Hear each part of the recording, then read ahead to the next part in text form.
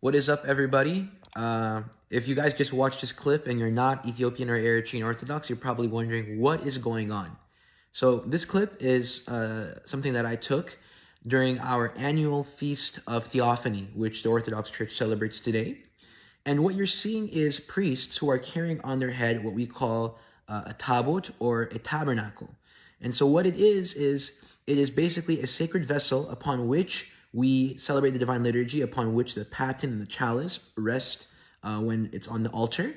But additionally to that, it's dedicated in the name of the patron saint of a parish. So each tabernacle that you saw that was on the head of each priest represents a parish. So if you're St. Mary's parish, that there is a priest that was carrying St. Mary's tabernacle. If you were St. John the Baptist parish, you were carrying St. John the Baptist tabernacle, etc. And so what happens is, during the Feast of Theophany, all the churches gather together to celebrate the divine liturgy together.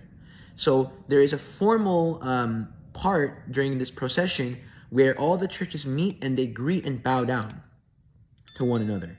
But what's so interesting, if you saw here, is you saw a row of different tabernacles that started bowing down, but there was one that stood on the other side and it stood straight and didn't bow down. What's the reasoning behind this?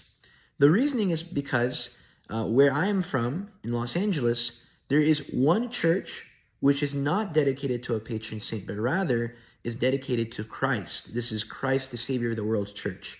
And I'm sure many of you know of similar churches like this: Holy Trinity Cathedral, Christ the Savior, Christ the Good Shepherd, etc. So in the cases of these parishes which are named in honor of the Creator, these churches don't bow down.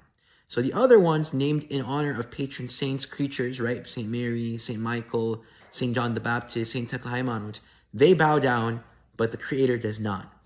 And so the reason why I want to just give you a little taste of this is because one of the unfounded accusations against Orthodox is we worship the saints, we make them equal to God, we don't know the distinction between Creator and creature. But you see that the rule of prayer is the rule of faith.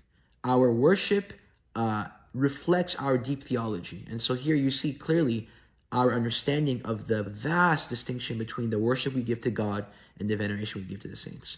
So happy Theophany, glory be to Jesus Christ, and God bless.